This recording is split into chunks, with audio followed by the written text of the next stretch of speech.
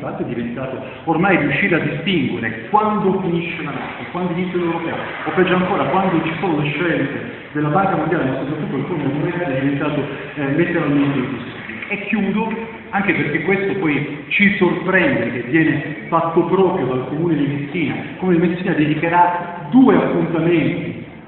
ma già credo che nei titoli già di fatto vede che in fondo quella che era il sogno dell'Alta Europa l'anno scorso viene profondamente messo in discussione. E dico, nel momento in cui si sceglie di parlare di flussi migratori, cioè, allora, chi ha studi di sociologia sulle migrazioni eccetera, interpreta che già la scelta di utilizzare la parola flusso migratorio rientra in una logica sicuritaria, in una logica di chi ritiene che non è un fenomeno strutturale e che invece pensa di doverlo governare e controllare. Ovviamente l'Unione Europea le sue scelte, soprattutto in questi giorni,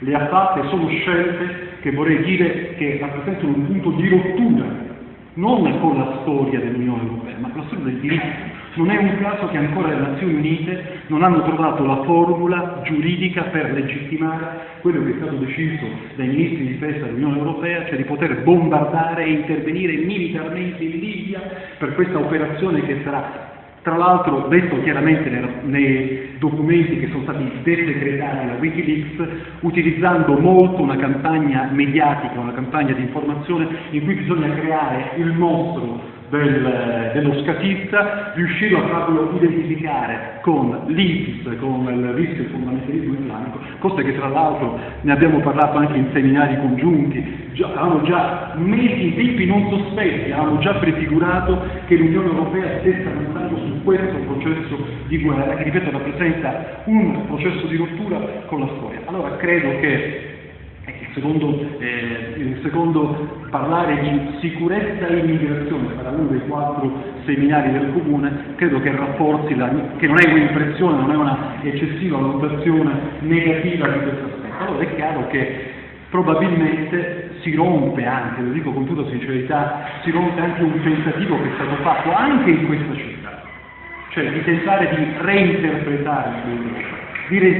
la figura di Gaetano Martino. Chiudo proprio veramente, perché anche sulla figura di Gaetano Martino io credo che sarebbe necessario fare anche un lavoro di elaborazione storica. Sono state scritte biografie, ovviamente una particolare, scritta tra l'altro da docenti che hanno avuto un ruolo determinante nella costruzione del percorso che ha portato a questo convegno dell'università sulla figura del 60° di Martino del 60° anniversario. Però non erano segretati, ma la pubblicazione da parte della NATO di alcuni documenti, in particolare lo dico, che sono estremamente interessanti, che vanno letti perché nessuno ha mai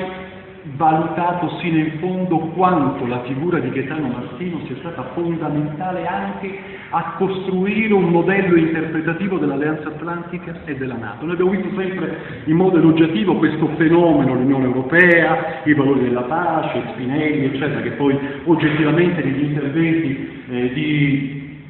Martino nulla c'è a che fare come veniva pensata a Ventotene l'Unione Europea dei mercati, ma credo che i documenti che sono presenti, invito a leggere nel sito della NATO, che sono stati pubblicati qualche mese fa, sono stati segretati una serie di documenti degli anni 50, ebbene Martino fu, insieme ad altri 2 ministri degli esteri della NATO, nel 1956 fu investito nella preparazione di un documento strategico su come l'Alleanza Atlantica doveva superare la sua immagine prettamente militare e dovesse invece entrare anche a regolare funzioni dell'economia, della politica, del costume e della cultura. Cioè di fatto prefigurando un'alleanza atlantica, un'alleanza atlantica che non ha soltanto lo scopo, articolo 5 della NATO, di intervenire a difesa in caso di attacco militare di un avversario dell'altro, ma che invece interviene direttamente anche a regolare una struttura sovranazionale, e c'è questo documento che è estremamente interessante e, lo dico con tutta sincerità, estremamente preoccupante, perché di fatto prefigura quella che è stata l'Alleanza Atlantica che poi abbiamo conosciuto e come si sta sviluppando soprattutto in questi ultimi 2 o 3 anni. Non è un caso che la Finlandia e la Svezia, 2 paesi che hanno interpretato la neutralità attiva e che hanno avuto anche un ruolo enorme, un ruolo di cuscinetto, ma anche un ruolo di abbassamento delle tensioni sul fronte est-ovest, oggi sono paesi che attraverso l'Unione Europea, probabilmente la Finlandia subito, la Svezia a breve termine, entreranno nella NATO, completando questo processo, che è un processo che Martino ha avuto un ruolo.